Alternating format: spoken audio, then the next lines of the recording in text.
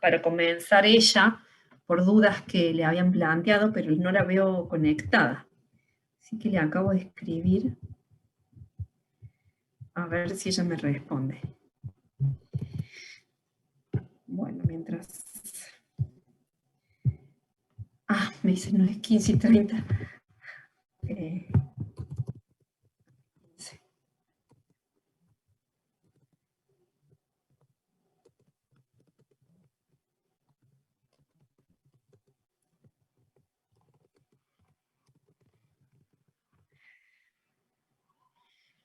Ah, ok. Bueno, voy a empezar yo porque Mariel pensaba que era las 15:30 y no está lista todavía. Ok. Bueno, vamos a comenzar entonces. Bien, a ver, cuéntenme cómo pasaron sus vacaciones, ¿han rendido? ¿Cómo les ha ido? ¿Han descansado? ¿Los agarró el COVID? ¿Zafaron? ¿Cómo están? ¿Cómo andan?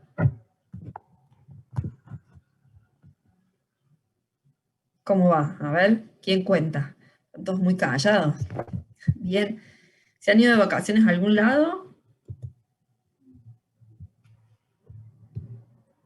¿Alguien se fue de vacaciones o todos se han quedado estudiando? ¿Han rendido materias que o no hicieron nada? Yo la pasé muy mal, me agarró el COVID. Ya llevo prácticamente como 30 días entre el aislamiento y después lo que te queda después del COVID. Llevo como 30 días para atrás. ¿Quién? Bien, Flor, ¿estás como yo? ¿Con COVID? ¿Estás ahora con COVID, Florencia?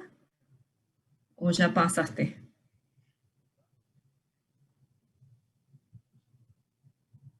Hace una semana. Yo estuve bastante mal. No, no estuve internada, pero estuve muy, muy, muy mal. En mi casa, horrible. Yo y mi esposo tuvimos, mis hijos no, pero bueno, estuvimos todos encerrados. Encerrados 2 semanas. Ah, también ahí tenemos. ¿Feo o no, Joaquín? ¿Cómo lo pasaste? Mi esposo estaba como que, pero de 10, no le pasó nada. Yo estaba tirada en la cama que no me podía ni mover. Ah, bien, Julieta también. Dentro de todo bien, bueno, me alegro, Joaquín. Vacaciones encerrados. Sí, la verdad que sí. Lo bueno es que hizo mucho frío, así que, bueno, por lo menos no nos perdimos lindos días. ¿Y se han vacunado? ¿Ya están vacunados, chicos? ¿Se han podido vacunar? A ver si ya el año que viene volvemos. A mí me tocó vacunarme estas vacaciones, profe.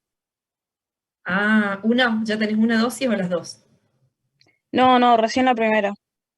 Recién la primera. Yo me dieron el positivo del COVID y al otro día me llegó el aviso para que me pudiera ir a vacunar, así que no, todavía no me vacuné porque el médico me dijo espera unos días, me tengo que hacer unos análisis, hasta que no me haga los análisis no me puedo vacunar. Ah, bien, algunos ya están para la segunda dosis. Bueno, yo creo que ya el año que viene volvemos, porque si estamos todos vacunados, si Dios quiere, ya para el año que viene volvemos. Bueno, les cuento también como novedad que el ingeniero Reina se acaba de jubilar, así que él ya, digamos, ya no va a estar más con nosotros. Bueno, ya lo conocieron a Juan, que es el nuevo ayudante de cátedra, no sé si lo conocieron a Juan. Me parece que ya estuvo con Mariel, por ahí él venga también ahora en un rato. Sí, ya estuvieron con él, ok.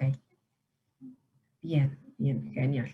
Así que bueno, pero ahí hay unos movimientos este año de profes y eso, vamos a ver cómo nos acomodamos. Mientras tanto, ustedes siguen conmigo. Oficialmente, ustedes son mi curso. O sea, yo estoy designada oficialmente al curso de ustedes. A los otros cursos, al curso de los martes es del ingeniero Reina, pero bueno, como él estaba con unos problemas de salud, estaba dando clase yo, así que no sé qué va a pasar ahora. Bien, bueno, vamos a comenzar con la clase de hoy. Para mí esta clase es muy linda, muy divertida, puede ser que a algunos les parezca muy aburrida. ¿Cómo se llevan con la historia? ¿Les gusta la historia? Me van a decir, estamos estudiando ingeniería industrial, y sí, ¿no? Pero bueno, ¿les gusta la historia? ¿Estudiar historia? ¿Les gusta conocer? No. Bien, ¿no? Sí. Bien, para nada. Ok.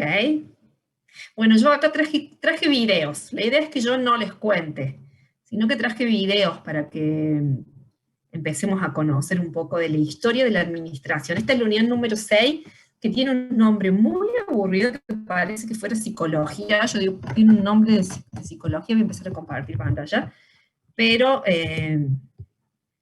no es psicología, es historia. A ver, vamos a ver. Este es el nombre de la unidad. Se llama así, Síntesis de la evolución. Ya, ahí está. Síntesis de la evolución del pensamiento de la administración. ¿Qué es lo que vamos a ver acá? Es toda la historia de cómo llegamos a estos procesos administrativos. Vamos a conocer todo lo que fue pasando. ¿Conocen algo de historia de esto? ¿Qué se imaginan? A ver, esto también está bueno, antes de que nos empecemos a meter. No sé, vayámonos a la época de la época de piedra, que se dice, cuando se prendía fuego con dos piedritas. ¿Cómo se imaginan que fue evolucionando todo hasta, no sé, hasta hoy, o por lo menos hasta donde se imaginen? O si conocen algo de cómo fue la evolución. Yo digo que esta parte, esta unidad es fundamental y me parece que ustedes esto se lo deberían saber de memoria, como seguramente ustedes saben, conocen su historia, ¿no? La historia de ustedes, la historia de su familia, de cómo se conocieron sus padres, de dónde son sus abuelos, si son inmigrantes, cómo vinieron, dónde vivieron, qué trabajos hicieron, no sé, sus tíos, cómo se conocieron con su pareja y se casaron y empezaron a tener hijos, y bueno, eso es como la historia de la familia, ¿no? Seguramente que ustedes la conocen y se la saben de memoria, no hace falta que alguien se las cuente. Acá si ustedes van a ser ingenieros industriales, es más o menos lo mismo. Ustedes tienen que conocer esta historia y sabérsela de memoria, porque tienen que entender por qué hoy la ingeniería industrial es lo que es y qué fue lo que pasó. Y acá vamos a empezar a hablar de Taylor, de Fayol, de Henry Ford, y de Gantt, y todos estos no tienen que ser nombres que a ustedes les suenen y digan, ah, sí, yo algo escuché en Taylor, pero no sé quién es. No, Ford es sí, el de los autos. No, tienen que saber, porque es como decir, ustedes seguramente saben sus bisabuelos, sus tatarabuelos, de dónde vienen, qué hicieron, dónde vieron, de qué trabajaron, más o menos conocen la historia. Bueno, acá también la tienen que saber. Yo traté de traerlo lo más divertido posible, y la idea es que la estudiamos como si fueran cuentos, como si fueran historias, historias divertidas. Así que bueno, me interesaría que ustedes, si alguno quiere, no sé, contar qué es lo que se imagina, cómo fue la evolución de, de todo el proceso productivo. Imagínense que si estamos hablando de la época de la era de piedra, donde el hombre salía a cazar, la mujer se quedaba en las chozas a cuidar a sus, no sé, se quedaban entre las mujeres, y el hombre pasaban días y después volvían. ¿Qué pasó después? ¿Cómo se imaginan que fue pasando toda la evolución? Si alguien lo conoce, bien, y si no, a ver qué se imaginan. Para mí tuvo que ver con los avances tecnológicos también. ¿Qué tipo de avances tecnológicos, Ornella? No sé, las máquinas, todas esas cosas, la computadora. Bien, La producción en bien. serie, profe. La producción en serie fue un gran cambio. Bien. ¿Qué más? Hay un factor que es fundamental, que es el que hace que todo esto empiece a cambiar. La revolución La industrial, evolución empieza a industrial. haber fábricas, empieza a haber el puesto de empleado, de controlador, de gerente, y de ahí en más, bueno, yo me acuerdo el año pasado las primeras teorías que eran las más rígidas, más militares, y bueno, en el principio Sí. del siglo XX se han ablandado un poco, por decirlo así, son más humanitarias. Bien, hubo toda una evolución de esto que estás diciendo, Ignacio, ¿no? De cómo se miraba y se trataba a la persona, a la industria, y cómo se la miraba en unos comienzos y cómo fue evolucionando con otras miradas. Pero es como, me parece que fue como algo lógico, como decir, lo primero que tengo que saber es aprender a caminar, si no, no hablar. Es muy difícil que yo pueda cantar, no sé, que pueda correr. Entonces, como fueron cosas básicas, primero empezaron con lo básico y después empezaron a enfocar más en la psicología. ¿Y qué fue lo que detonó la primera revolución industrial?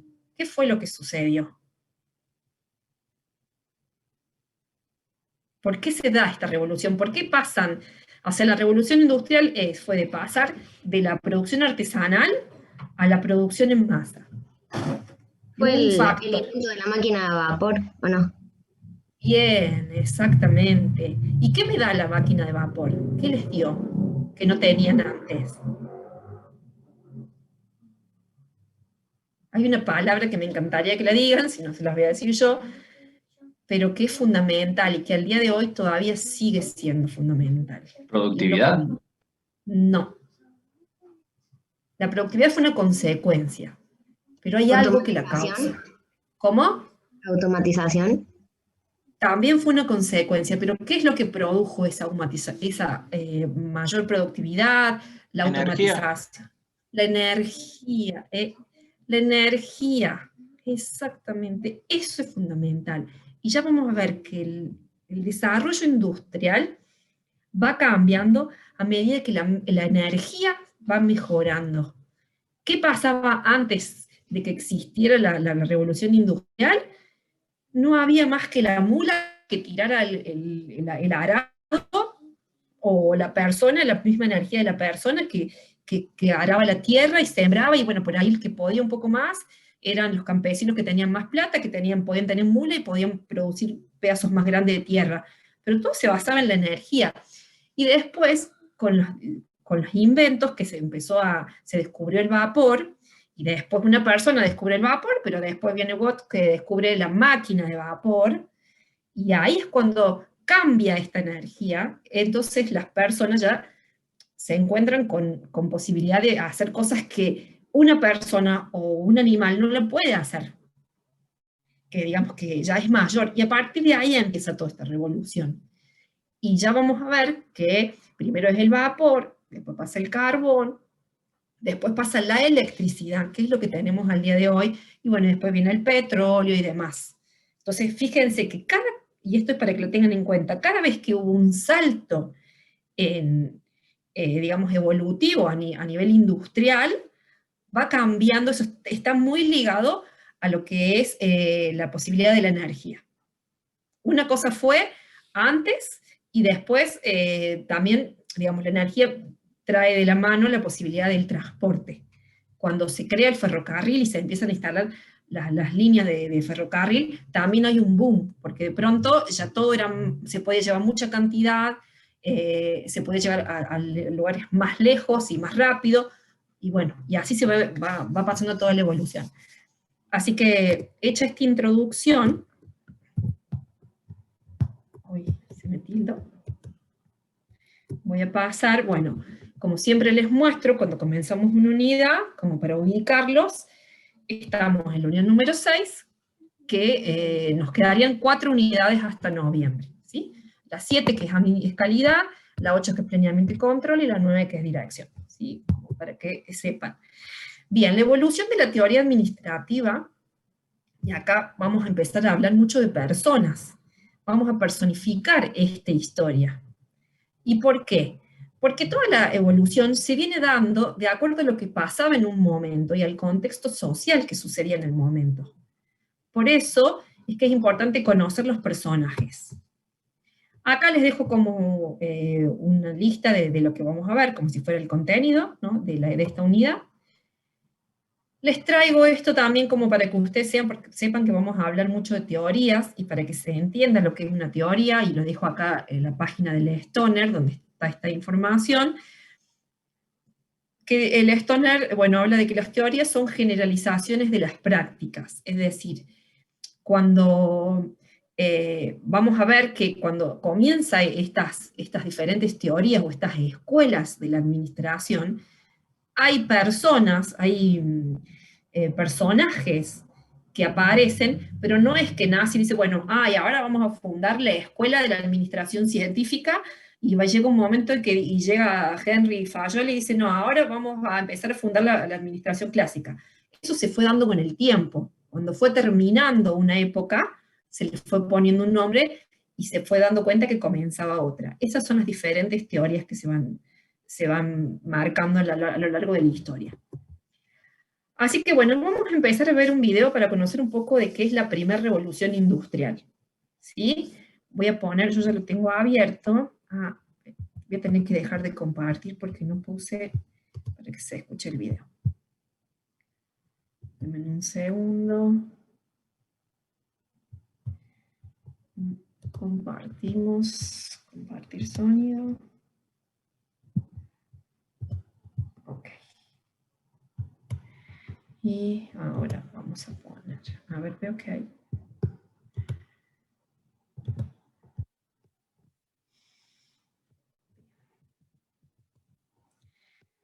Me dicen si no se escucha. A 1840. ¿Dónde tiene lugar? En Inglaterra, para después extenderse a Europa y a los Estados Unidos. ¿Por qué fue una revolución? ¿En qué consistió? Desde el Neolítico, esto es 10.000 años antes del siglo XVIII, la humanidad no había experimentado una serie de transformaciones tan importantes en cuanto a su economía, su productividad, aparición de nuevas tecnologías que conllevó a una transformación profunda de la sociedad. En el Neolítico se aprendió a plantar, aparece la agricultura, domesticar a los animales, apareció la ganadería. Las sociedades ya no necesitan ser nómadas para subsistir, por lo que el hombre se hace sedentario y recolector, pudiendo almacenar el excedente. Surge un nuevo modelo de organización social con la aparición de ciudades y de nuevas civilizaciones. Con la revolución industrial se va a vivir otro salto cualitativo en la forma de vivir. Se va a pasar de un sistema rural de producción manual basado en la agricultura a un sistema de producción industrial en las ciudades. Vamos a desgranar cómo van apareciendo estos cambios. Nos situamos en la segunda mitad del siglo XVIII. En Inglaterra, las 13 colonias británicas en América acaban de independizarse, hecho que marca el inicio de la edad contemporánea. Es la época de las revoluciones liberales y el derrocamiento del antiguo régimen. Desaparece el poder absoluto del monarca. Los súbditos se convierten en ciudadanos que van a poder tomar decisiones sobre su propio destino. Desaparece la brecha social entre los privilegiados y el pueblo llano, con el surgimiento de una nueva clase social, la burguesía, una clase revolucionaria enfrentada a los estamentos de los privilegiados. ¿Por qué la revolución industrial comienza en Inglaterra? En Inglaterra se había instaurado 100 años antes el sistema parlamentario, definido ideológicamente por el liberalismo de John Locke, basado en la división de poderes, la economía de mercado y la libertad individual. Este modelo fue copiado después por Estados Unidos, Francia, España, y es el modelo que se usa hoy en día en casi todos los países democráticos.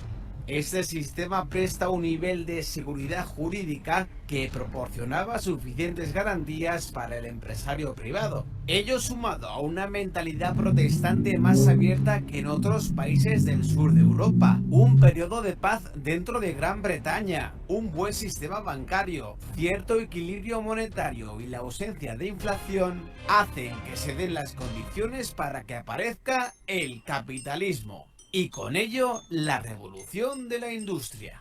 Inglaterra también tenía una posición geoestratégica privilegiada. Poseía una gran flota naval que dominaba los mares. Controlaba, entre otros, los territorios del subcontinente indio, fuente importante de materias primas para su industria, como el algodón que alimentaba la industria textil. El proletariado. Con el nacimiento de la burguesía nace también el proletariado, los trabajadores o clase obrera que carece de propiedades y medios de producción, por lo que para subsistir se ve obligada a arrendar sus fuerzas de trabajo a la burguesía propietaria de los medios de producción. Las condiciones laborales de los trabajadores eran todavía muy precarias, con largas jornadas de trabajo y malas condiciones sanitarias. Pese a esto, supusieron un gran avance respecto a épocas anteriores. Hubo un éxodo del campo a las ciudades. Las grandes ciudades mejoraron su alcantarillado y mejoraron las condiciones de salubridad. Se redujeron las epidemias y Edward Jenner descubrió la primera vacuna contra la viruela.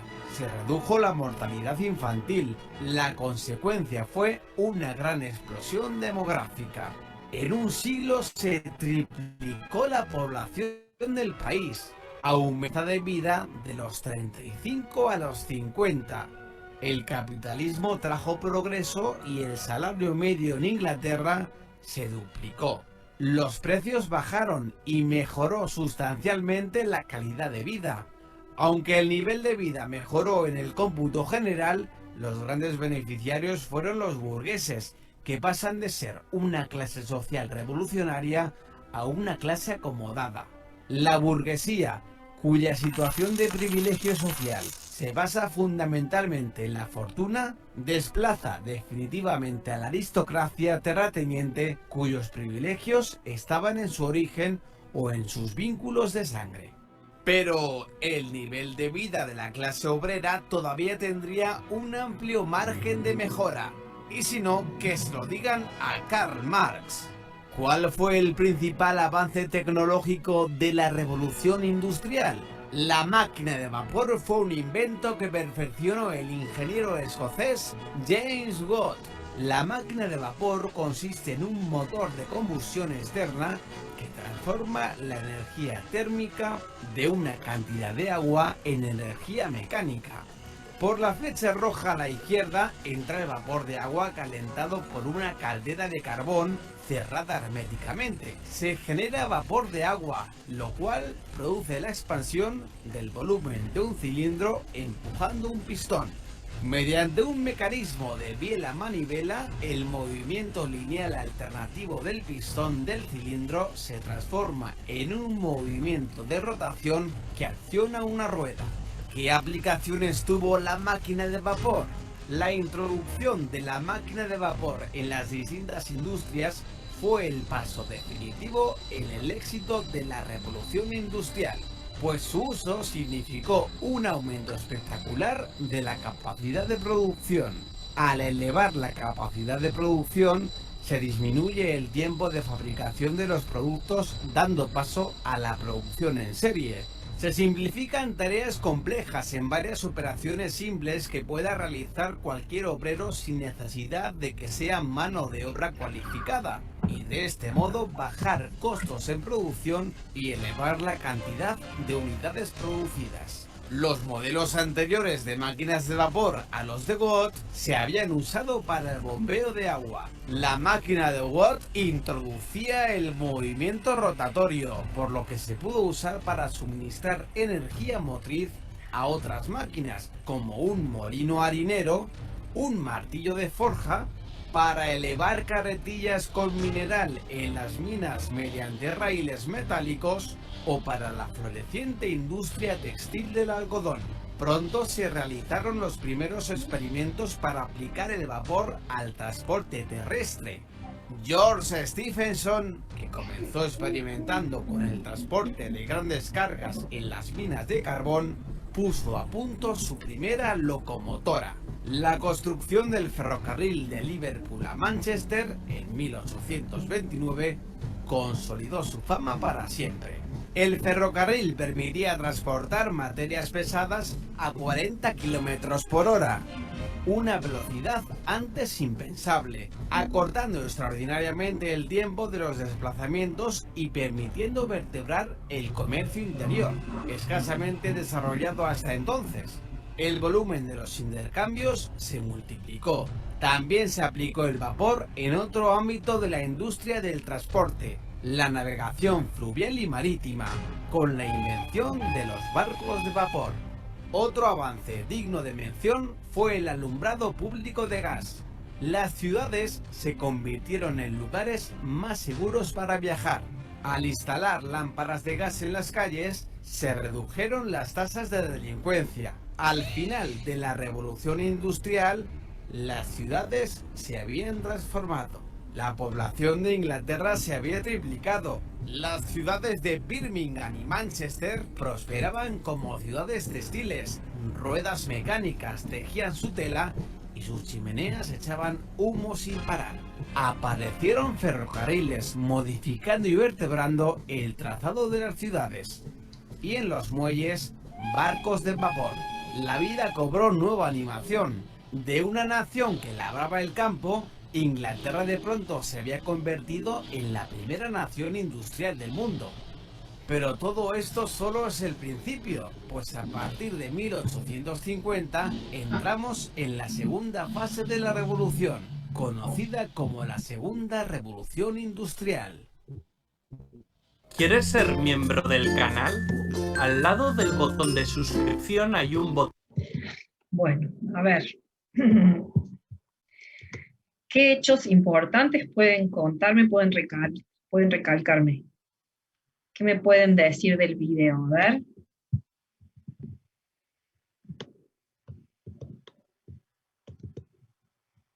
Voy a poner a grabar la clase.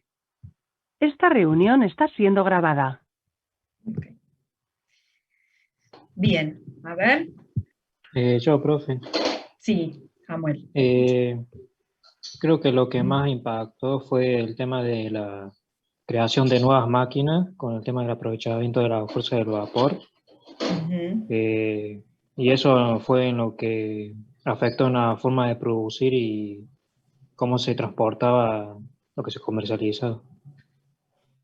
Claro, fue fundamental. Estamos hablando del año 1820 más o menos, ¿no? Ahí. Exactamente, como el carbón, porque era todo a partir del carbón, empezaron a producir vapor y utilizar esa energía del vapor para transformarla en energía mecánica. Bien. ¿Qué más? ¿Qué otros datos le llamamos la atención?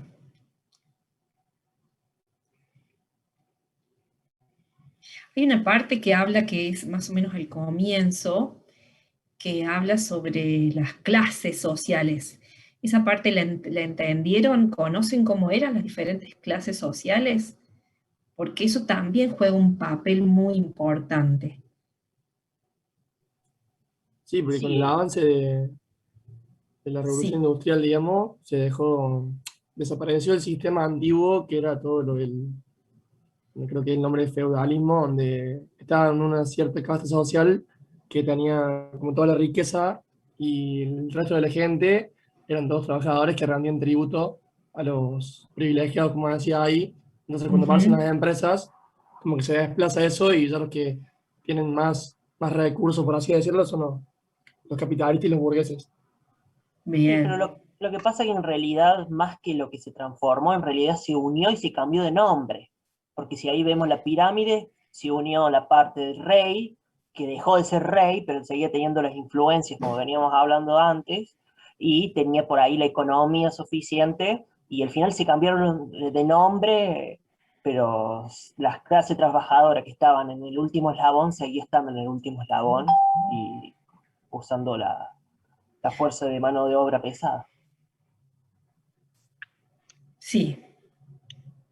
Y con condiciones de vida mucho mejores, porque en 2 siglos vimos mejorar absolutamente todos los índices a la vez de que hemos sé cuántas veces multiplicado la población. Okay, eso se debe mucha productividad. Te referías a la actualidad, ¿verdad? Comparándolo no sé, al comienzo de 1820, por ejemplo, ahora con el 2020. ¿A eso te referís, Ignacio? Ahí mismo en el video también, sí, pero de todos modos en el video mostraba como por, bueno, la vacuna y porque había más riqueza y que sobraba un poco el dinero, por decirlo así, se triplicó la población y mejoraron las condiciones de salubridad y de vida en general. Sí. Ujú. La posibilidad de que haya más, más personas, digamos, la demografía crezca, hace la posibilidad de que haya mayor mano de obra y mayor consumo. Entonces también todo lo que se podía producir generaba un excedente para quien vendiera, para quienes producieran. ¿Se generaron nuevas necesidades o no, profe? También fueron apareciendo nuevas necesidades, porque también hay una gran migración antes de la revolución industrial, antes de que se inventara la máquina de vapor, la gente vivía en el campo. Había algunas ciudades, como lo muestra ahí, digamos, a partir, también ese es un hecho fundamental, a partir de que las civilizaciones empiezan a introducirse en la agricultura y en la ganadería, ya tienen que dejar de viajar de un lugar a otro buscando comidas, dejan de ser nómades y se instalan, y al momento de que se instalan empiezan a construir otro tipo de vivienda y a armar estas pueblos, sociedades, y esto es lo que empieza a traer el desarrollo, porque ya estás viviendo en un solo lugar, y empezás a hacer una tarea, empezás a tener a la mano siempre los mismos recursos, y ahí empieza el trabajo artesanal. Entonces, esto también, digamos, como que es un hecho importante. Y ahí ya empieza a desarrollarse un poco las primeras tecnologías que se empiezan a desarrollar, que bueno, ahí menciona para hacer agricultura, ganadería, si bien seguía siendo todavía artesanal, pero ya tenía cierta tecnología. Y bueno, después cuando empieza ya con el invento de la máquina de vapor, obviamente que eso ya empiezan a hacer las explosiones, los crecimientos. Claro, la producción en masa siempre con el tiempo vuelve los lujos, los vuelve mundanos. Como en el 1900 tener un auto era cosa del 1%, o viajar en avión en el 50 era carísimo, o tener una computadora o lo que fuere. Bueno, calculo yo que en 50 años viajar de acá a Marte no va a ser tan caro. Claro, sí. Como ves. Sí, nunca sabemos hacia dónde nos vamos, ¿no? Como vos decís, ¿quién iba a pensar en el 1900 que tener un auto iba a ser cosa de todo el mundo? Y apareció Henry Ford con un modelo, con una visión diferente, donde él creó un auto que lo pudiera comprar todo el mundo. Y así. Lo mismo pasó con los vuelos, como decís también. La posibilidad de viajar. Cuando habla de la clase burguesa, ¿saben a qué se refiere con la burguesía? ¿Cuál era la parte de la burguesía dentro de una sociedad? ¿Eso lo tienen claro? ¿Quiénes serían los burgueses? Serían los ricos, los dueños de fábricas, terratenientes, dueños de campos, etc. Era como que podríamos decir, en la época de la monarquía, como que había dos sociedades. La que tributaba, o sea, la que pagaba impuestos, y la que no.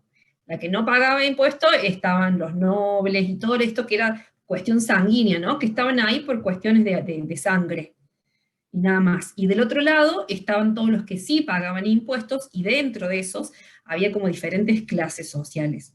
La clase más alta era la clase burguesa, que eran trabajadores, pero como que eran dueños. Y después, bueno, estaban las otras clases, que eran las que solamente tenían su posibilidad de su hora, de su trabajo físico para generar dinero. Y esta clase burguesa es la que se ve beneficiada cuando está todo este derrocamiento del sistema monárquico, que ahí les dejo yo otro video, otro link, para que puedan ver, porque en Francia fue mucho más fuerte, de hecho ejecutaron al rey, a María Antonieta, no sé si conocen la historia, a María Antonieta la ejecutaron, a Luis XVI también lo terminan, porque ellos se oponían mucho a esto, y bueno, terminan guillotinando un montón de personas, entre ellos el rey y la reina. En Inglaterra no pasó eso, pero en Francia sí. Como que las dos cosas se van dando en el mismo momento, por eso muchas veces hablamos de la Revolución Industrial y la Revolución Francesa. Ocurren las dos en el mismo periodo, pero por ahí en Inglaterra fue más a nivel industrial, y en Francia fue más una cuestión civil, acompañado de la parte industrial. Pero este hecho de que se rompa la monarquía y que las clases obreras, las clases trabajadoras tengan poder, que se empiezan a formar los primeros gobiernos democráticos, si bien, como comentaba ahí Ignacio, me parece que siguen siendo los mismos personajes, ¿no? porque siguen siendo los poderosos y el pueblo es el que sigue trabajando, porque no tiene otra opción. Pero bueno, esto, digamos, empieza a cambiar un poco los jugadores, empieza a cambiar un poco, digamos, quiénes eran los que se quedaban con el dinero, y por ahí el comerciante tenía otra mirada, y entonces se empieza a preocupar por desarrollar su negocio. El rey, ¿qué le interesaba? Nada, si ya lo tenía ganado. En cambio el comerciante sí, entonces toda esta competencia y que aparece el famoso capitalismo donde cualquiera puede llegar a ser rico, no todo, sino que cualquiera puede llegar a ser rico, genera todo este desarrollo industrial. Sí, y todo este desarrollo industrial. Exactamente. Y pasa de ser, porque eran 1.000 millones de habitantes más o menos en ese siglo, y había más del 90% en pobreza extrema, y estamos ahora con casi 8.000 millones, y la pobreza extrema no llega al 20%. Claro. En muy pocos años en la historia de la humanidad, ¿no? Hemos mejorado un montón, sí. A mí me llama mucho la atención, un dato que me llamó mucho la atención es la expectativa de vida, ¿no? Que era de 35 años, pasó a 50. Pero pensar que la gente, nada, a los 35 años ya, digamos, y hablar de la mortalidad infantil, ¿no? Que era, por eso no había mucho crecimiento de poblaciones, porque se morían muchos niños. Y a partir de que aparecen las vacunas y empieza a desarrollarse la medicina, empiezan a curarse enfermedades, bueno, cómo empiezan a crecer las sociedades más allá de que la expectativa de vida también aumenta. Cómo empiezan a haber más personas, a crecer los pueblos. Bien, ¿qué otro dato importante les llama la atención? ¿Algún otro dato así como para resaltar? Que deja de haber mercados regionales, digamos, los hay, pero se extiende globalmente, digamos. Bien, sí. ¿Hacia dónde se extiende? Y eso también es fundamental porque eso, miren, fíjense cómo marcó por ahí el desarrollo de cómo es hasta hoy en día. Si bien, bueno, China ya tomó, pero por lo menos hasta los últimos años, ¿hacia dónde se desarrolla, digamos? ¿Hacia dónde se expande la revolución industrial? A las periferias de Europa, digamos, todo. Estados Unidos, pero primeramente fue Estados Unidos y 2 países más. Francia y España. O sea, fueron como los 4 primeros países que comenzaron su desarrollo industrial. España llegó mucho más tarde, no fue en el mismo momento. Pero sí es increíble cómo Estados Unidos e Inglaterra, siendo colonia, cómo llega muy rápido a Estados Unidos. Y después de la Primera Guerra Mundial, de hecho la primera revolución industrial termina en el 1914, que cuando comienza la Primera Guerra Mundial, como después de esa guerra, Estados Unidos sabe potenciar muy bien, y Japón también, pero desde otro punto, sabe potenciar muy bien todos estos avances y genera un desarrollo industrial que le gana a Inglaterra. Por eso se vuelve potencia, ¿no? Pero cómo es importante esto, ¿no? Los países donde fue. Y después se extiende al resto de Europa. Pero primeramente fue ahí. Y también pensar, ¿no? que el primer país industrializado fue Inglaterra. Eso también me parece un dato súper importante y que ustedes conozcan, ¿no? Que sepan que ahí nació todo. De ahí viene todo. Hay marcas que vos ves y decís 1850, las licorerías, las que hacen whisky, o las marcas suizas, austríacas del norte de Italia, que esa era como en la otra región, y como que no hay marcas más viejas, porque ahí empezaron a registrar las sociedades anónimas, porque cambiaron las constituciones con las leyes, y bueno, esa es otra región. Sí, como nos tienen kilómetros y kilómetros ya recorridos, ¿no? Versus nosotros que somos países del tercer mundo y que nos descubrieron cuántos años después de esto, y nada, y todo lo que hemos vivido nosotros, todo lo que nos falta. Eso también nos hace entender un poco, ¿no? ¿Por qué estamos nosotros donde estamos? También está bueno ahí, profe, yo me di cuenta que como pasó con el motor eléctrico, cuando sale, digamos, la tecnología a vapor de la biela manivela, lo adaptaron a todos los mercados, todo el tipo de industria, y de ahí no solo creció la textil, sino que podías, prácticamente cualquier cosa que pudieras mover, te mejoraba muchísimo la productividad. Sí, sí, sí, es increíble cómo lo llevaron a todos. Y eso es el origen de las carreras de ingeniería. Sí, sí, sí, que de hecho ahora vamos a ver, después que vemos la revolución industrial, vamos a ver quiénes son los padres de la ingeniería. Y a ver, ¿y cómo se imaginan que sigue esta historia? Antes de que sigamos. Ok. Bueno, Valentina, no hay problema. Suerte. ¿Cómo se imaginan que sigue esto? Ya se descubrió la máquina de vapor y empiezan a haber fábricas. ¿Y qué es lo que pasa? Que también estas tecnologías se empiezan a implementar en el campo, en los campos, en las producciones agrícolas, entonces ya se necesita menos mano de obra. Entonces, ¿qué pasa? Hay una migración del personal, de la mano de obra del campo, hacia las ciudades. ¿Y qué trae esto? A ver, ¿qué se imaginan? ¿Qué pasa con esto? Conflictos sociales, muchas Desempleo. corrientes de pensamiento, la Revolución Rusa, qué sé yo, la caída de las monarquías. Bien, pero imagínense que de pronto mucha gente, no sé, se van a vivir todos a un mismo lugar. ¿Qué pasaría Y en ese digamos, no lugar? está preparada la infraestructura del lugar. Y eso trae Bien. enfermedades, como pasó en Londres, me parece. Sí, Hubo bien. epidemia, Es la como peste que negra. trae las dos cosas, ¿no? Primero el abarrotamiento de gente, pero a su vez, ¿qué pasa? Se empieza a acomodar con el tiempo.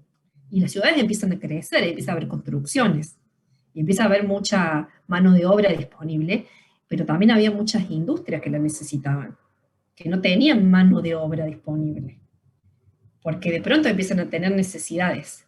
¿Y qué pasaba con esa mano de obra? ¿Qué se imaginan? Una mano de obra que venía del campo y de pronto tiene que ir a trabajar en una industria. Le pagan menos. ¿Cómo? El Se pago tenían que va a ser especializar. menos. No Sí, estaban obvio. capacitados. Eso. ¿Cómo, Enzo? No te escuché. No estaban capacitados de la manera Bien, correcta. Sí, la calificación de la mano de obra, claro. bien, la mano de obra no estaba capacitada. ¿Y había quien los capacitara? Esa es otra pregunta. ¿Qué opinan? No, porque la escuela, no había escuela pública. Y ahí hacen las escuelas públicas para Bien. educar a empleados. Y bueno, esa es la crítica que se le hace a los sistemas educativos ahora, que son los mismos de hace 200 años. Sí, sí. Por eso las rutinas son la carga horaria igual, con recreos parecidos y cosas así. Sí, sí, siempre orientado a crear, digamos, sí, un operario, básicamente. Ujú, coincido.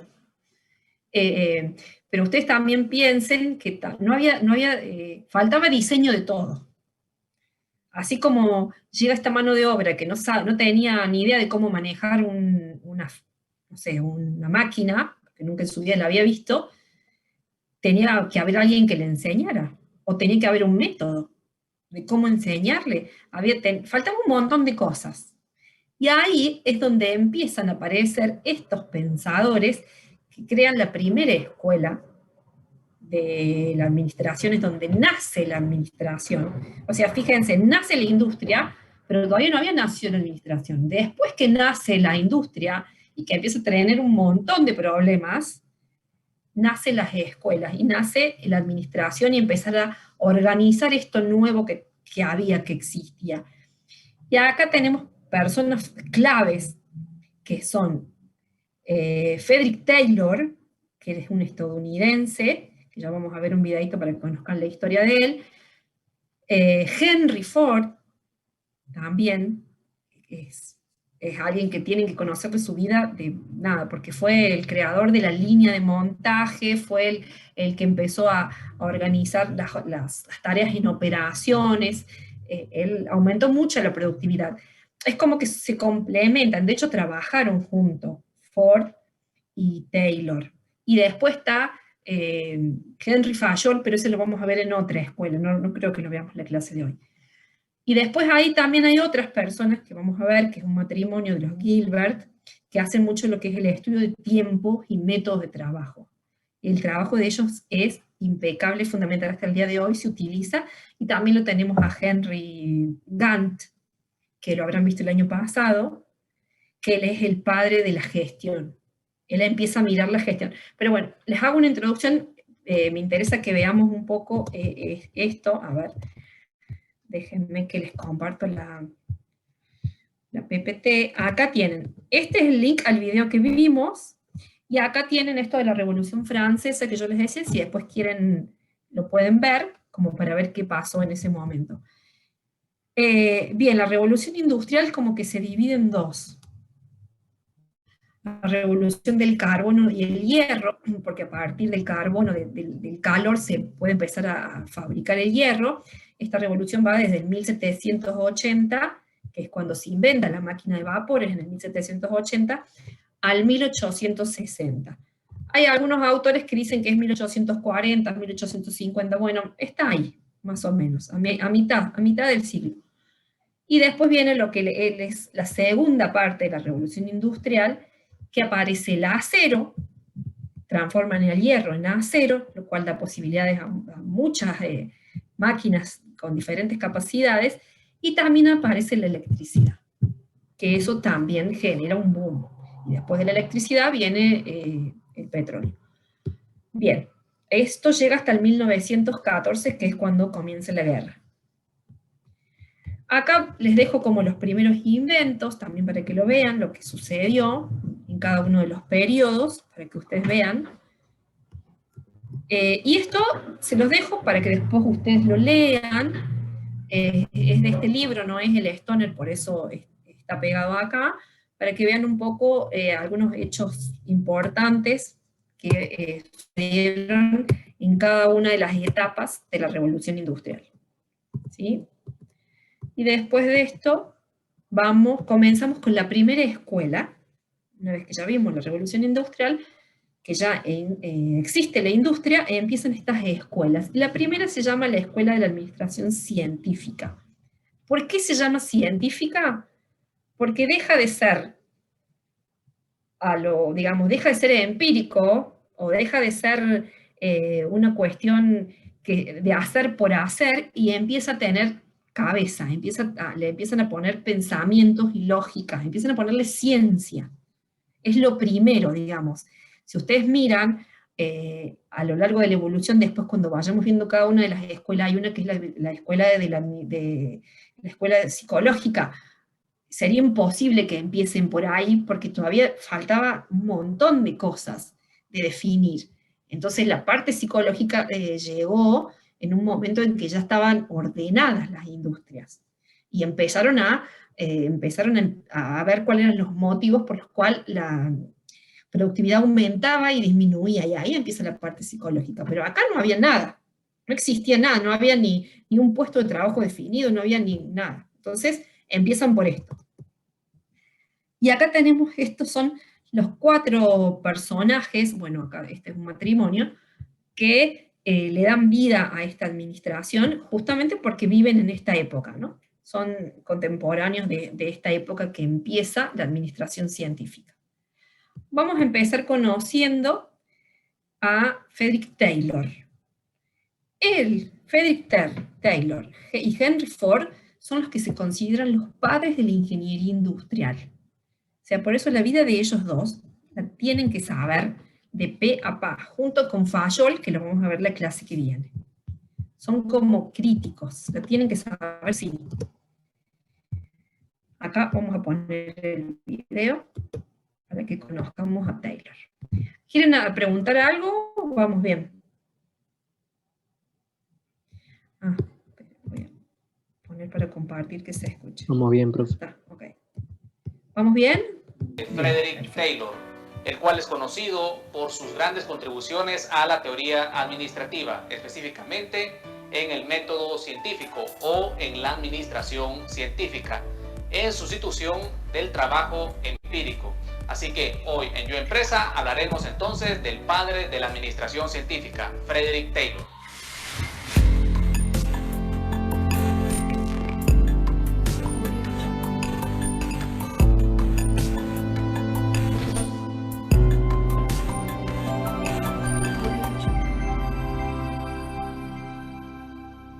Frederick Taylor nace en el año 1856 en Pensilvania, Estados Unidos. y muere en el año 1915 a la edad de 59 años.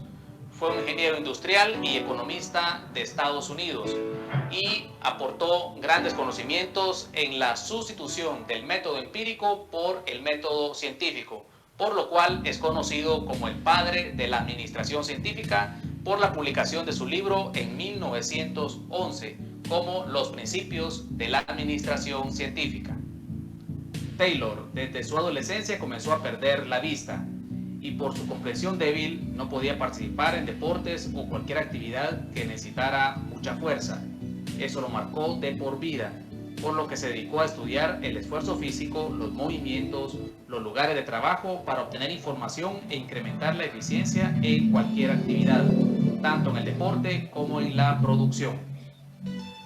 Frederick Taylor, a diferencia de otros, se enfocaba en las herramientas y en los métodos de trabajo.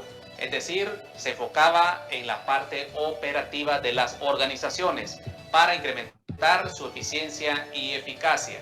A diferencia de otros, como el caso de Henry Fayol, que centraba toda su teoría en la parte gerencial. Para Taylor, el hombre es por naturaleza perezoso y por lo tanto realiza lentamente su trabajo, haciendo creer al empresario que está dando lo mejor de sí. Por ello, se deben medir los tiempos y los movimientos de estos trabajadores para estudiarlos y encontrar la mejor combinación de movimientos musculares para elevar la producción y también dar uniformidad a los procesos, lo que no ocurría en el antiguo sistema empírico. Para ello, era necesario dividir entre quienes piensan las mejores maneras de hacer el trabajo y quienes tienen las fortalezas físicas para ejecutarlo. A los primeros se les daba la responsabilidad de adiestrar a los segundos hasta obtener de ellos el mayor rendimiento que su cuerpo pudiera dar. También habla de la especialización de tareas, pues de esta manera el trabajador gana más tiempo y destreza haciendo lo mismo todos los días. Taylor explicaba las etapas para poner en funcionamiento su nueva organización científica del trabajo. En primer lugar, hallar de 10 a 15 obreros hábiles en el trabajo a analizar. 2. Definir la serie exacta de movimientos elementales que cada uno de los obreros lleva a cabo para ejecutar el trabajo analizado, así como los útiles y materiales que emplea. 3. Determinar con un cronómetro el tiempo necesario para realizar cada uno de estos movimientos y elegir el modo más simple de ejecución. 4. Eliminar todos los movimientos mal concebidos, los lentos y los inútiles. Y por último, tras haber suprimido así todos los movimientos inútiles, reunir en una secuencia los movimientos más rápidos. Uno de los grandes aportes de Frederick Taylor se dio en la empresa de acero, donde él observaba que cada trabajador en promedio diario transportaba cerca de 12.5 toneladas de lingotes de acero. Él consideraba que se podía incrementar hasta 48 toneladas diarias a través del método científico. Para ello, Frederick Taylor eligió a un trabajador con las condiciones físicas adecuadas, una persona fuerte y con ambición de querer ganar mucho más. En ese tiempo, pues un trabajador ganaba $1.15 al día y Taylor le ofreció a esta persona ganar $1.85 si hacía todo lo que se le dijese. Esta persona fue un holandés conocido como Schmidt.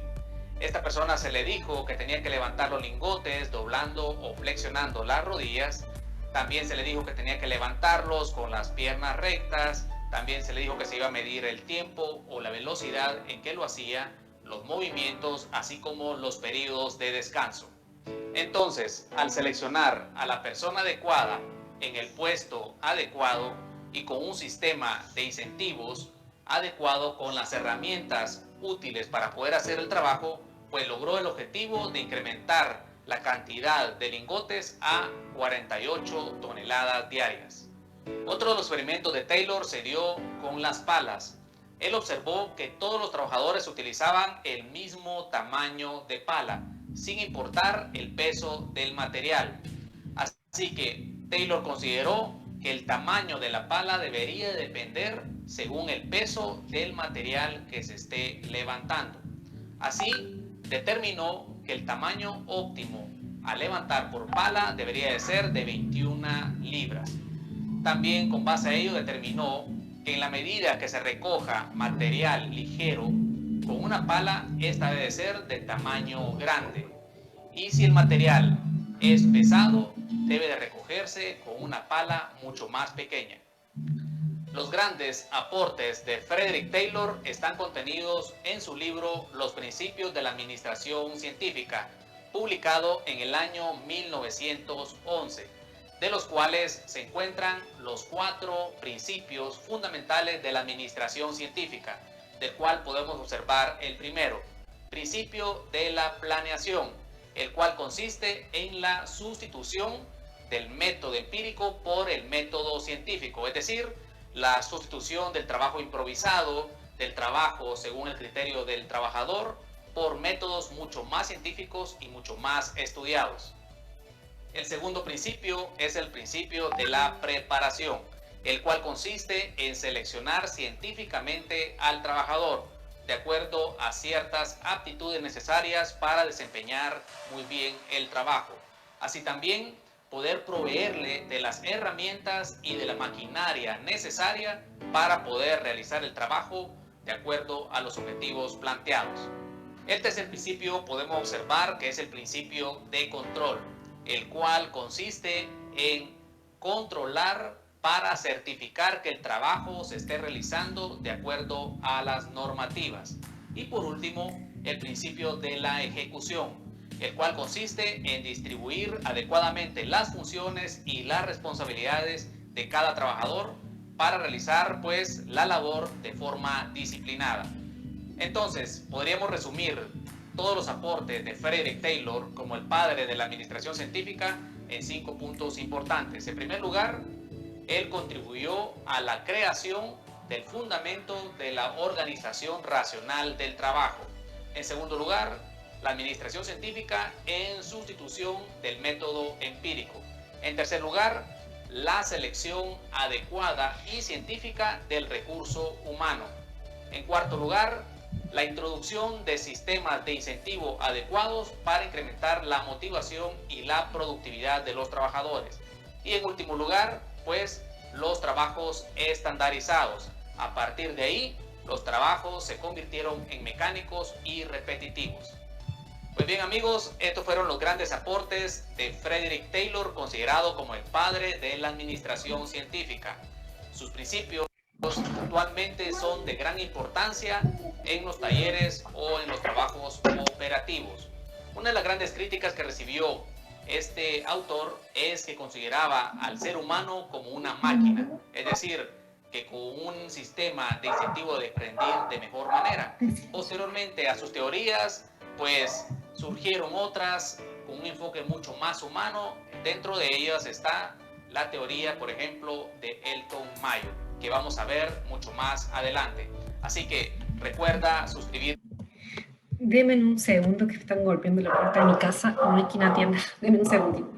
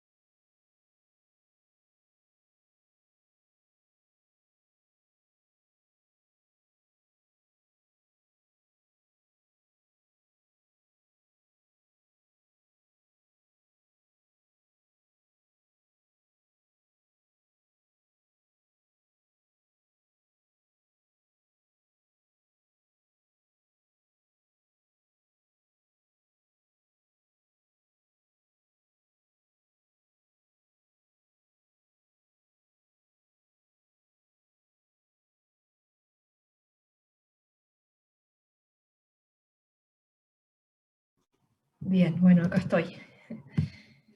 Bueno, a ver qué me pueden contar de Taylor. ¿Qué hizo Taylor? ¿Cuál fue el principal aporte de él? A ver. Optimizar el rendimiento de los operarios. Bien. Bien, él se basó bien en la productividad. ¿Y cómo lo hizo? ¿A través de qué? Generar la idea de estandarizar procesos. Bien. Básicamente eso es lo que él hizo. Es increíble cómo fue el primero que vio eso, ¿no? De decir, bueno, dejemos de hacer las cosas como cada uno cree y busquemos una única manera, pero no solamente una manera estandarizada, sino que busquemos la mejor manera. Y él, junto con Taylor, con Ford, que trabajaron juntos, con Gantt y los esposos Gilbert, se dedicaron a esto, a optimizar, a estudiar los tiempos, a estudiar los métodos, estudiar los movimientos que hacían las personas, por ahí cómo dividir las operaciones, cuándo comenzaba y cuándo terminaba. Fíjense que lo que hace básicamente es armar un proceso, los pasos de un proceso. Antes lo hacían, antes digamos, de que ellos empezaran a mirarlo, lo hacían, no sé, por ahí ponían una persona y hacía un montón de procesos juntos, o un montón de operaciones, y lo que hicieron acá es empezar a dividirlo. Y yo creo que hubo un hecho fundamental de Taylor personal, no sé si escuchan al comienzo del video, que él, bueno, ahí no lo dice, pero él tiene una enfermedad de adolescente, y eso es lo que a él empieza a tener dificultad en la vista. Él deja de ver. Y eso le imposibilita hacer un montón de cosas. Entonces, ¿qué es lo que él hace? Eso lo motiva a buscar la manera de ser más óptimo con los recursos que él tiene, que es poca visión, ¿no? Y eso lo lleva a todo este estudio. Yo siempre digo que no, muchas veces estas personas creadoras o revolucionarias nacen por ahí de una cuestión muy personal, de algo que los toca muy de cerca. ¿Qué más me pueden decir de Taylor? ¿Qué les llamó la atención?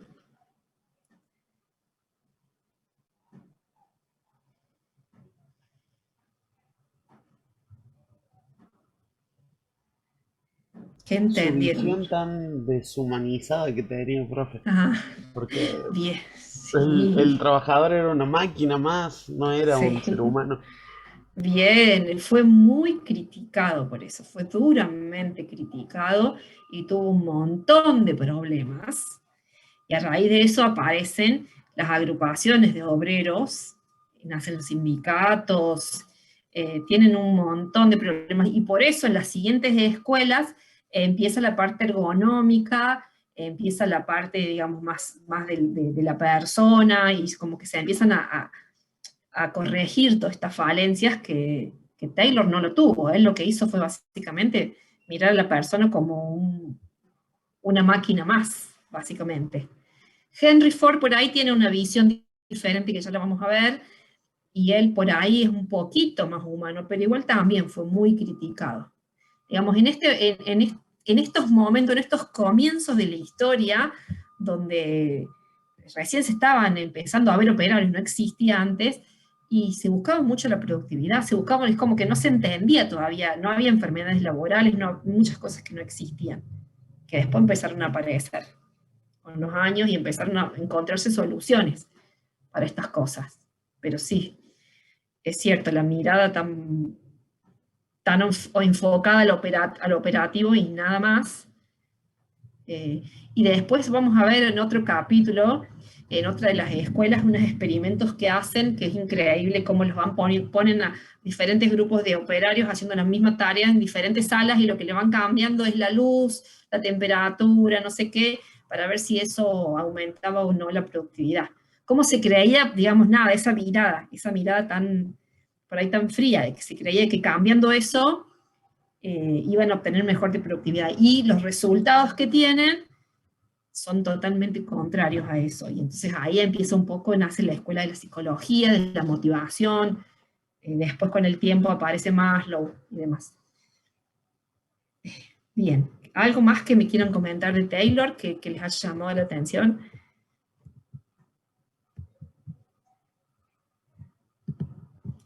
Se van a acordar de Taylor, eso no se lo tienen que olvidar nunca, ¿eh? Se tienen que acordar siempre lo que hizo Taylor.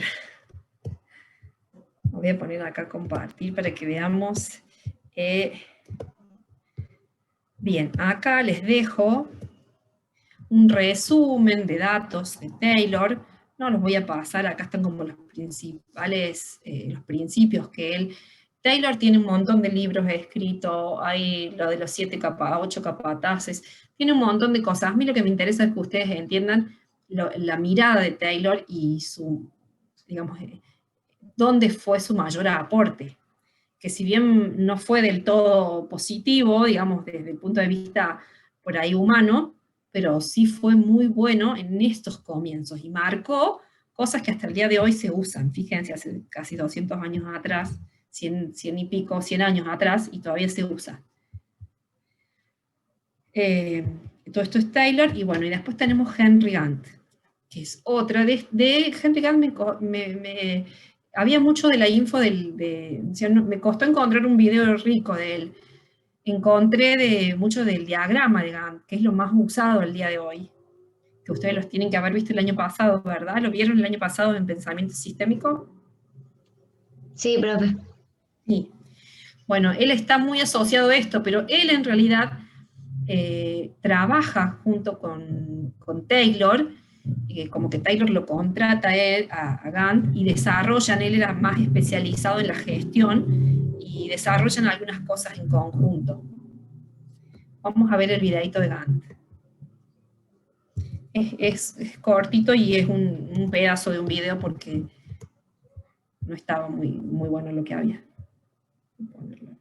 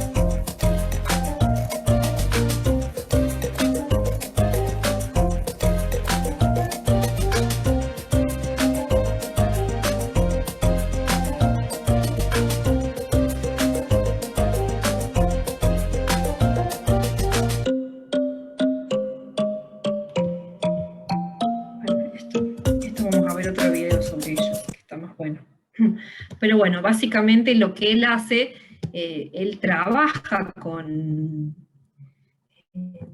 Gantt, trabaja con Taylor, y lo que busca es mejorar lo que hacía Taylor, y Taylor estaba muy dedicado a la parte operativa, y él lo que trata es de compensar un poco la parte operativa con este mejoramiento y unir lo que, fíjense que acá lo dicen esto, ¿no? La mutua cooperación entre la administración y los obreros, de buscar que los dos tengan la misma meta. Henry Gantt entendía que esa era la manera de que la empresa ganara y que el empleado también ganara. Entonces, él empieza a introducir esto de su diagrama de Gantt, con las operaciones, todas sus tareas, quién lo hace y demás, y cómo distribuir bien las tareas de manera equitativa. Él introduce un nuevo sistema de incentivo, porque Taylor había introducido uno, pero era bastante duro de alcanzar, y él lo hace un poco más, lo hace un poquito más fácil y más motivador el sistema que propone Gantt, y que después se sigue usando el sistema de Gantt, que hasta el día de hoy hay muchas empresas que lo usan también. Y bueno, digamos, esos son como los aportes un poco más importantes de Gantt. Por eso es que a él se le llama como el padre de la gestión. Él es el padre de la gestión porque empieza a mirar todas las etapas, empieza a mirar un poco más amplio la tarea que se hace en una fábrica, más allá, digamos, de en sí la parte operativa. Por eso está muy bueno, digamos, el aporte de él. Acá les dejo un poco también la historia de él, un resumen, y acá tenemos a ellos dos que se dedicaron mayormente al estudio de los movimientos y de los factores humanos. Ella, Lilian, era psicóloga antes de conocerlo a él, a Frank. Y después, cuando se casan, se conocen, se casan, ella empieza a estudiar ingeniería, se recibe, termina siendo ingeniera también. Ella vive muchos más años que él, entonces su legado es mayor que Frank. Pero bueno, juntos, esta mirada de psicóloga y mirada industrial hacen como un combo muy potente. De ella fue una persona muy, muy importante en la época. Creó muchas empresas, dio clases, tuvo consultoras. O sea, hicieron un estudio muy profundo. Desarrollaron un sistema de pasos elementales, tareas elementales que hasta el día de hoy se usan. Cuáles son las que generan valor y las que no generan valor. Está muy bueno lo que ellos hacen. Vamos a ver el video.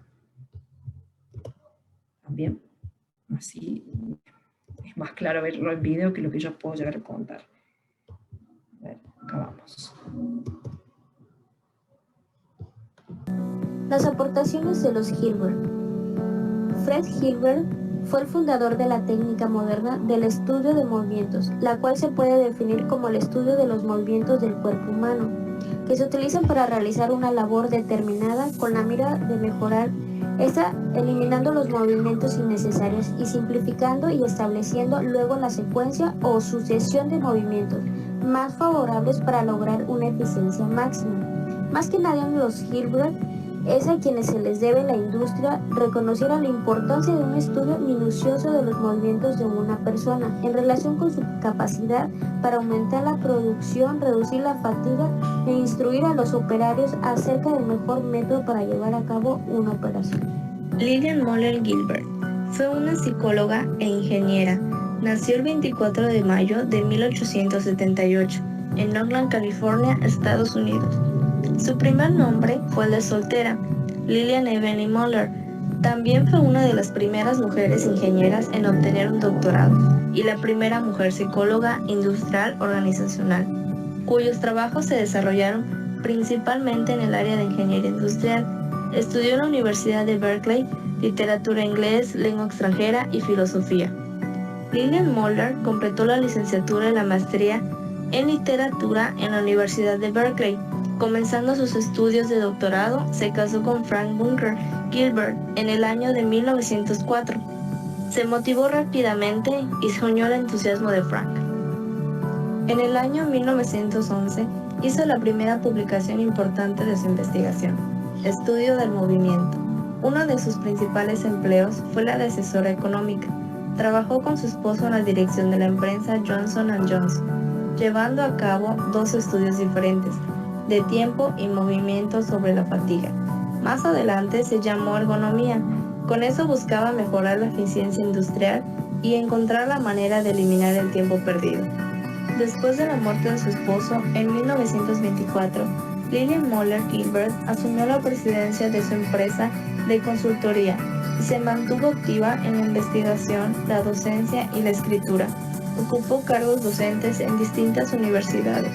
Formó parte del Comité de Emergencia para el Desempleo y creó un programa nacional llamado Compartir el Trabajo. Durante la Segunda Guerra Mundial, trabajó como consultora para el gobierno. Lillian también inventó varios objetos como el cubo de basura de pedal y los estantes de la puerta de la nevera. Reconocimientos y homenajes. Es conocida como la madre de la gestión industrial y la primera dama de los Estados Unidos de América de la ingeniería. Fue la primera psicóloga en obtener un sello con su propia fotografía y también ser miembro de la Sociedad Industrial de Ingenieros. Tuvo también 20 premios honoríficos. Como homenaje existen varias exposiciones permanentes en una sala dedicada exclusivamente al matrimonio Gilbert. En el Museo Smithsonian en Washington, de la sección de Historia Americana, y su retrato cuelga en el National Portrait Gallery, Salón de la Fama Nacional de Mujeres. Lillian Moller falleció el 2 de enero de 1972, a los 94 años de edad, en Arizona, Estados Unidos.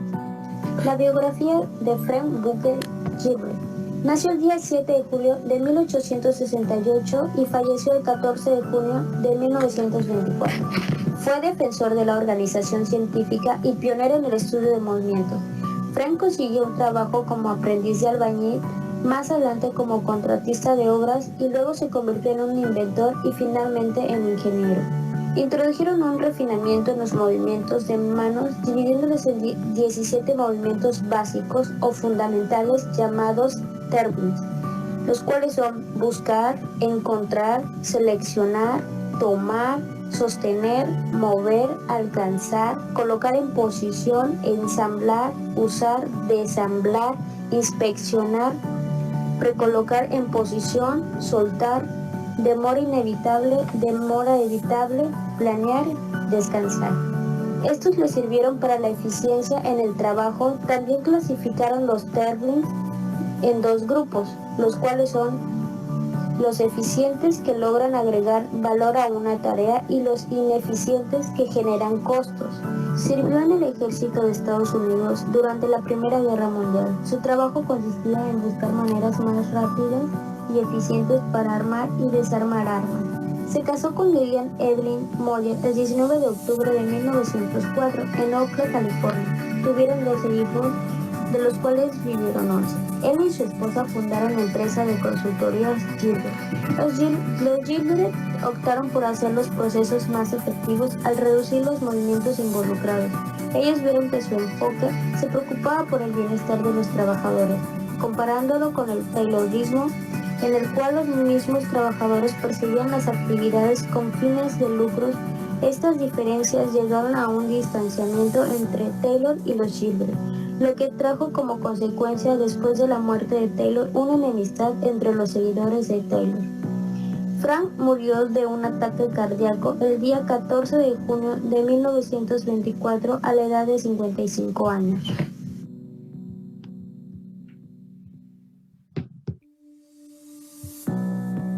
Las aportaciones de los Gilbert. Bueno, a ver, ¿qué les parece? Hechos importantes que hayan, cosas que le hayan llamado la atención de ellos dos.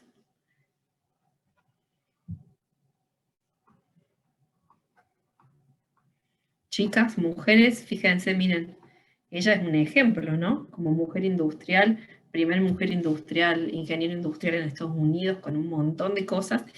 A mí hubo algo que me llamó la atención cuando lo escuché, que después de escuchar todo lo que ella hizo, tuvo 11 hijos, en realidad tuvo 12. Uno falleció. Mi abuela tuvo 12 hijos. Y también uno falleció. Y mi mamá siempre cuenta que mi abuela pasó toda su vida embarazada o dándole teta. O sea, imagínense ella también. Si vos ponerte a pensar, 12 embarazos, más la lactancia, o sea, y hizo todo eso embarazada o criando chicos. No, la verdad es que no puedo creer. Eso me llamó muchísimo la atención, más allá de todo lo que hicieron, ¿no? Pero esta historia personal me llamó mucho la atención. Bueno, a ver ustedes, ¿qué les llamó la atención? La clasificación de los movimientos entre eficiente y no eficiente para reducir los tiempos de producción. Bien. Eso fue muy inteligente, ¿no? Muy bueno lo que ellos hicieron, de poder clasificarlos. Primero los definieron y después los clasificaron. Uh-huh. ¿Y cuál fue la mirada diferente que tuvieron con Taylor?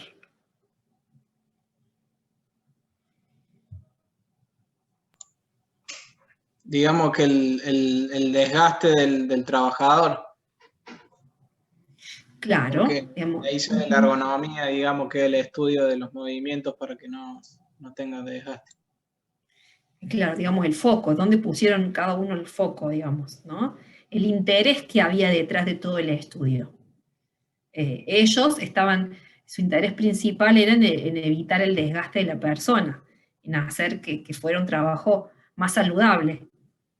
En cambio, Taylor, no, él quería más productividad y no se enfocó tanto en la salud de las personas, de los operarios. Y ahí fue donde ellos tuvieron sus conflictos y terminaron, en un momento trabajaron juntos, pero después se separaron. Se separaron por eso. Y por eso, yo creo que ese fue el punto fundamental, que el legado de ellos en lo que es el movimiento tuvo más éxito que el de Taylor, porque, digamos, fue más efectivo, porque abordaba los dos puntos de vista. La mejora de la productividad y también consideraba a quién ejecutaba esa productividad. Entonces, a la larga, eso es más beneficioso que solamente mirar una parte. ¿O no? Me parece que sí. Es como el desarrollo lógico, profe, porque si cuidamos al trabajador, al empleado, al operario, estamos cuidando, es más que un bien, ¿me entiendes? Entonces Sí. cuesta más reemplazar a una persona que reemplazar un buje de una máquina, por ejemplo. Claro.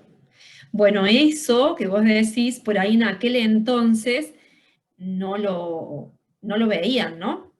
Después llegó un momento, Henry Ford tuvo un problema, que es el próximo que vamos a ver, cual el video que muestro no lo cuenta, pero él tuvo un problema que él quería producir, las mejoras que hace de producción, imaginen que él inició produciendo un auto por año y terminó produciendo un auto cada 5 segundos, en 12 años, una cosa así. Ahí lo tienen en el Stoner, está escrita la historia y dice, ahí marca bien los tiempos. Pero él llegó un momento que se quedó sin mano de obra calificada, o empezó a haber competencia, entonces la mano de obra se iba. Entonces él empezó a aumentar la paga, empezó, digamos, a tener otra mirada para poder captar mano de obra capacitada, y bueno, que no le pasara esto que se va a la gente. Y esto, nada, se me vino ahora a la mente algo que está pasando hoy también en día, con relación a la mano de obra capacitada. Hay un rubro que le está sucediendo lo mismo. ¿Cuál es? ¿Se dan idea? Hay un rubro que es... ¿Ah? La informática. Exactamente. En el rubro informática hay una necesidad de mano de obra gigante. Entonces, al haber tanta oferta de trabajo y tanta poca demanda, las empresas se pelean, pero terriblemente, y los salarios se han ido por las nubes. Tengo una prima que dice que ahora están las botineras del software, todas las chicas que buscan a los de la informática, porque los salarios de los tecnológicos es increíble, y más ahora con esto de la posibilidad, digamos, del trabajo remoto, mucha gente está ganando en dólares. Entonces, por ahí, empresas locales o consultores de acá, de empresas chicas, comparar un sueldo en dólares les cuesta un montón. Y bueno, se lo tienen que ingeniar para poder mantener, digamos, la mano de obra. Tengo un primo mío que trabaja en tarjeta naranja, que está en la parte de informática, y le pasa eso. Toma gente, está un tiempo, se capacitan un poco, son junior, pero después avanzan un poco y ya buscan un trabajo en dólares y se van. Digamos. Esto es bueno porque, ¿para qué nos sirve la historia? Conocer la historia, porque a la larga siempre esto se repite. Con otras características, pero hay hechos que se terminan repitiendo. Entonces está bueno conocer cómo se desenvolvieron para poder entender qué es lo que puede llegar a pasar. Bien, ¿algo más que quieran comentar de Frank y Lillian? Acá también un poco de biografía de ellos. En los Tilbers, fíjense que esto, si lo leen al revés, es el apellido de ellos, Gilbert. Por eso le pusieron este nombre a sus movimientos. Bien, y después tenemos a Henry Ford, otro gran personaje de la época. Henry Ford, que él sí metió la pata muchas veces hasta que la acertó y fue uno de los hombres más ricos en aquel entonces en Estados Unidos. Vamos a ver el videito de Ford. También este es otro que tienen que conocer Ford, tienen que saber quién es Ford, porque es otro de los padres de la ingeniería industrial. Él y Taylor son los considerados los padres de la ingeniería industrial. Uno de los hombres de negocios más importantes de la historia. Sus ideas y visión le permitieron revolucionar la industria automovilística y ser pionero en el uso de la producción en cadena. Llegó a ser uno de los hombres más ricos de Estados Unidos y a lo largo de su vida registró 161 patentes. Era un empresario con una visión global a pesar de que su educación fue bastante precaria. Henry Ford nació en julio de 1863 en una granja, en el seno de una familia pobre, en un pueblo rural al oeste de Dearborn, Michigan. Desde muy chico, Ford sintió una gran atracción por las máquinas. Durante el verano de 1873, Henry vio por primera vez una máquina autopropulsada, una máquina de vapor estacionaria que podía ser usada para actividades agrícolas. El operador, Fred Reading, la había montado encima de ruedas a las que había conectado mediante una cadena. Henry quedó fascinado con la máquina y Reading, durante el año siguiente, enseñó al joven cómo encender y manejar el motor. Ford dijo más adelante que esta experiencia fue la que le enseñó que era por instinto un ingeniero. Algunos años más tarde, el adolescente Ford aprendió a arreglar relojes y a los 15 años se ganó una gran reputación en su zona, luego de reparar docenas de relojes para sus vecinos. En el año de 1876, la muerte de la madre de Ford fue un golpe devastador para él, pero sería una de las razones por las que el chico tomaría la decisión de alejarse de las actividades agrícolas. Su padre esperaba que Henry finalmente se hiciera cargo de la granja familiar, pero él odiaba ese trabajo. En los siguientes años, el joven Henry Ford obtuvo varios trabajos relacionados con máquinas. Veía cada trabajo como una oportunidad de aprender y cuando sentía que podía aprender más en otro lugar, no dudaba en buscar un nuevo trabajo. Tras su etapa como aprendiz del sector industrial, Ford decidió poner en marcha su primer proyecto empresarial. Con la ayuda de un equipo de amigos, hizo experimentos automotrices que culminaron en 1896 con la realización de su primer vehículo autopropulsado, el cuadriciclo. Tenía 4 ruedas de alambre que parecían de bicicleta, se conducía con un timón de barco y solo usaba 2 ruedas para el retroceso. El segundo coche llegó en 1898 y Henry convenció a un grupo de empresarios para que lo apoyaran en el emprendimiento más importante de su vida, una compañía para fabricarlo y venderlo. Pero él sabía poco sobre gestión empresarial y eso lo llevó al fracaso de sus primeras 2 empresas. En 1903, armado de una gran determinación y con la experiencia adquirida en sus 2 proyectos anteriores, Henry inició a la Ford Motor Company, una empresa fundada junto con otros 11 inversores y con una inversión inicial de $28,000 estadounidenses. El primer coche de la nueva empresa, llamado Modelo A, fue seguido por una variedad de modelos mejorados y que se podían vender a precios económicos. Ford tenía entonces una visión que revolucionaría la industria, la de un coche para la gran multitud. Bajo esta premisa, se inició la construcción del Modelo T, que sería lanzado al mercado el 1 de octubre de 1908 y presentaba una gran cantidad de innovaciones. Por ejemplo, tenía el volante a la izquierda, siendo esto algo que la gran mayoría de las otras compañías pronto copiaron. Todo el motor y la transmisión iban cerrados, los 4 cilindros estaban encajados en un sólido bloque y la suspensión funcionaba mediante 2 muelles semielípticos. El automóvil era muy sencillo de conducir y, más importante, muy barato y fácil de reparar. En 1910, la compañía se mudó a una nueva y enorme planta en Highland Park, Michigan, al norte de Detroit. Allí Ford Motor Company inició una implacable campaña para aumentar su producción y reducir los costos. Y ya para finales de 1913, se había desarrollado una línea de montaje para automóviles sin precedentes en la historia de la humanidad. Pero a los trabajadores no les gustó mucho el trabajo repetitivo de la nueva línea. El volumen del negocio era tan alto que la compañía se vio envuelta en un serio problema de alta rotación de personal, a lo que Henry respondió con una osada decisión: un aumento de más del doble del salario promedio de un obrero de fábrica para la época. El salario pasó de ser de unos $2 al día a $5 de un plumazo. La fuerza de trabajo se estabilizó al mismo tiempo que las ventas del Modelo T aumentaron, ya que permitía a sus empleados comprarlos a plazo. Para 1918, la mitad de los coches en los Estados Unidos eran el Modelo T. En 1919, cansado de la injerencia de los otros inversionistas de su compañía, Ford compró todas sus acciones y se convirtió convirtió en el único propietario de la mayor empresa automotriz del mundo. Sin embargo,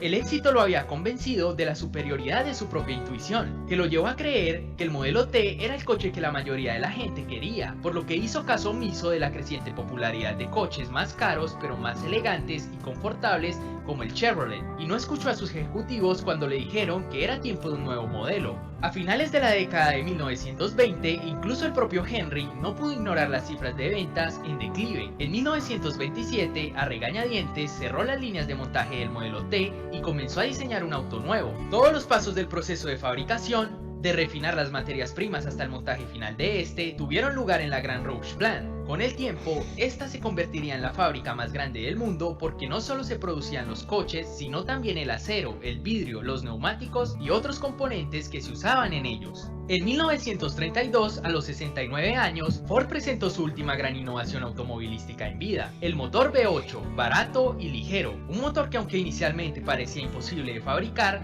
gracias a la persistencia de Ford, finalmente fue materializado por sus ingenieros. Henry Ford hizo importantes contribuciones a la industria de la aviación. El Ford Airport en Dearborn fue uno de los mejores del mundo cuando se inauguró en 1925 y el cercano Dearborn Inn fue uno de los primeros hoteles aeropuertos del país. Algunos avances de Ford en la radionavegación hicieron que hoy volar sea más seguro para todos. Aunque ninguna de sus empresas de aviación fue rentable y todas ellas dejaron de existir en 1932, la Gran Depresión de 1929 lo obligó a centrarse en su negocio automovilístico y la tecnología aeronáutica estaba cambiando demasiado rápido para sus técnicas de la línea de montaje.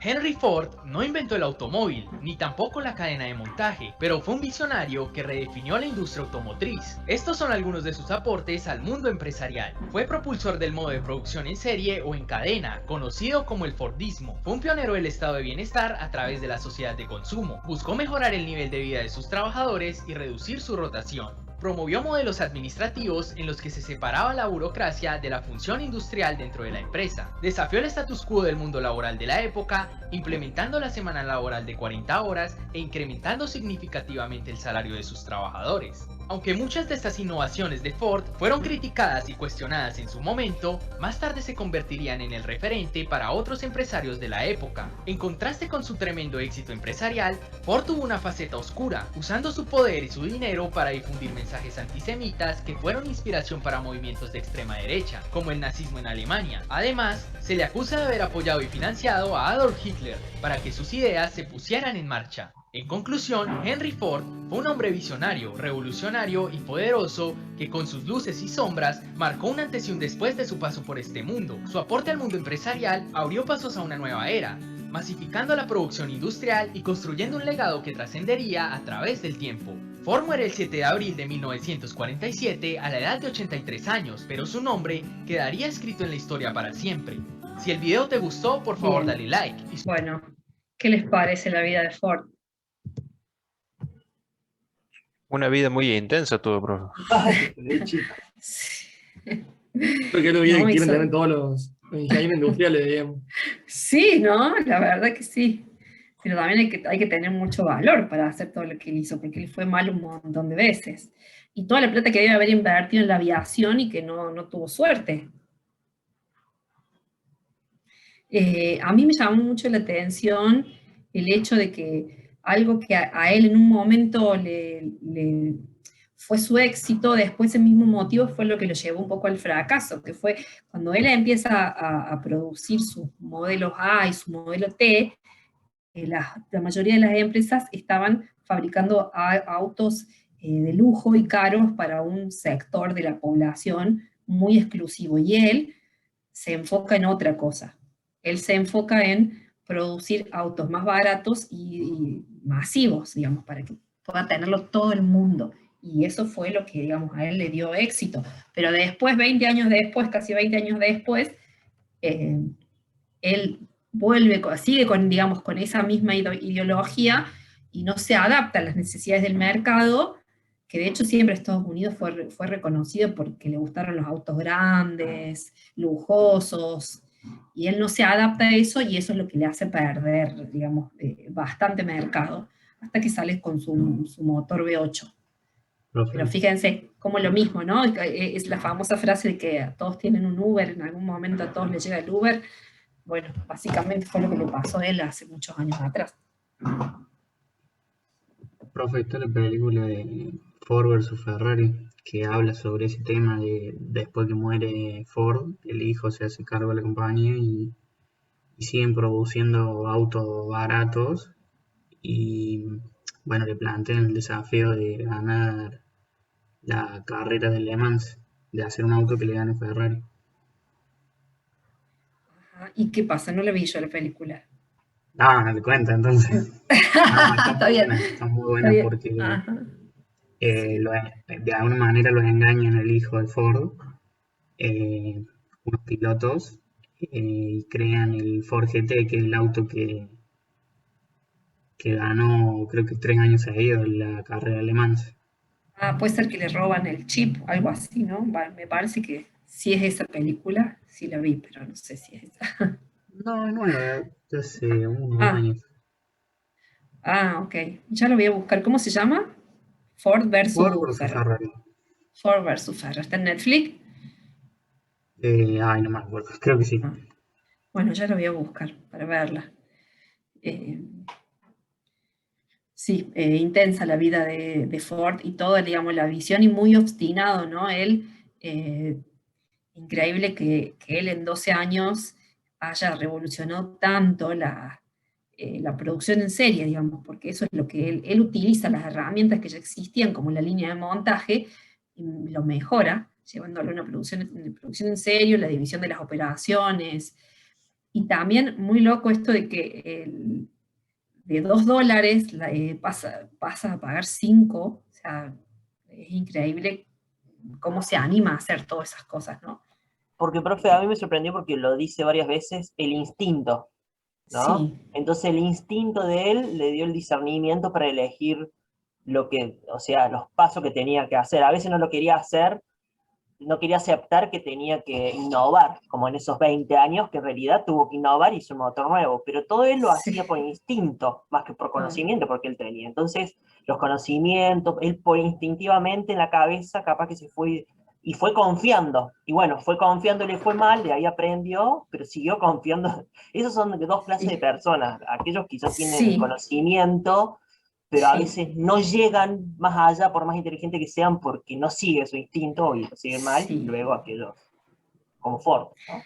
Sí, igual que, no sé si conocen la historia de Rockefeller, muy parecida a la de Ford, nada más que unos cuantos años antes, ¿no? Pero Rockefeller también, él lo que hace era también venir de una familia, pero muy, muy humilde, y en aquel entonces se usaba aceite de ballena para iluminar, y después se deja de usar el aceite de ballena y se empieza a utilizar el querosén. Bueno, y él se empieza a meter, pero busquen ahí unos videos de Rockefeller, de lo que hace, y también al estilo tiene una parte oscura, también. Tiene una parte social muy buena, pero también tiene una parte oscura, que también fue muy criticado por eso, porque él fundía, empresa que aparecía de querosén la fundía, le ponía al lado el puesto de querosén que se lo vendía mucho más barato, entonces él logró un monopolio, y se supo adaptar después cuando se dejó de usar el querosén y se empieza a utilizar la electricidad, él se quedó con vías terribles él hasta hace fundir las líneas de ferrocarril, porque cuando los ferrocarriles se empiezan a juntar para subirle el precio, porque él era básicamente el que utilizaba mayormente el ferrocarril para trasladar el combustible, el querosén, entonces él básicamente los manda a volar y hace todo un sistema de caños, y entonces empieza a trasladar por todo Estados Unidos su propio sistema. Y ese mismo sistema que él hace es a los que cuando llega la electricidad, él utiliza para refinar el petróleo de otra manera y empieza a utilizar combustible y utiliza o sea que algo que les iba a ir muy mal, que era cuando le llegó la electricidad, que dijo, uy, acá me fundo, apareció un negocio mucho más gigante que todas las otras, los otros productos derivados del petróleo, y además que ya tenía su propia vía de distribución. Así que bueno, mírenlo porque también es increíble la historia de Rockefeller. La serie de History de Rockefeller está buenísima. Sí. Ay, no la vi. Yo lo había estudiado y dice que Cuando a él le hacen como una demanda por monopolio, Sí. él pierde ese juicio y dice que la empresa, o sea, la firma de Rockefeller se divide creo que en 96 empresas distintas, digamos, Sí. después de eso. Sí, sí. Se manejó, pero todo eso a propósito, porque él se manejaba todas las leyes, encontraba todo el tiempo, no, así un tipo brillante, siempre encontró la manera de salir bien parado, igual que, bueno, que Ford. Bien, bueno, voy a ver si Mariel va a entrar. Acá les dejo el videíto y algunas cuestiones, pero lo más rico, digamos, de acá están en los videos. A ver si Mariel... No estás, Mariel, ¿verdad? Y lo voy a escribir para que entre. Profe, Sí. va a volver a habilitar la asistencia porque no llegué a ponerlo. Ah, ok. Tampoco. Sí, dame un segundo y ya les voy a subir también el material. Ahí la vuelvo a habilitar. Así ponen el presente. La V. Bueno, ahora la idea es que usted se quede un ratito con Mariel y la clase que viene seguiríamos viendo la escuela clásica, donde vamos a ver a Fayol, ahí empezamos a ver a Max Weber, y ahí empezamos a ver Folliet y Bernard, ahí empieza un poco más de la escuela de la psicología, algo más, un poco más blando, empieza algo más de lo blando. Asistencia, acá estamos.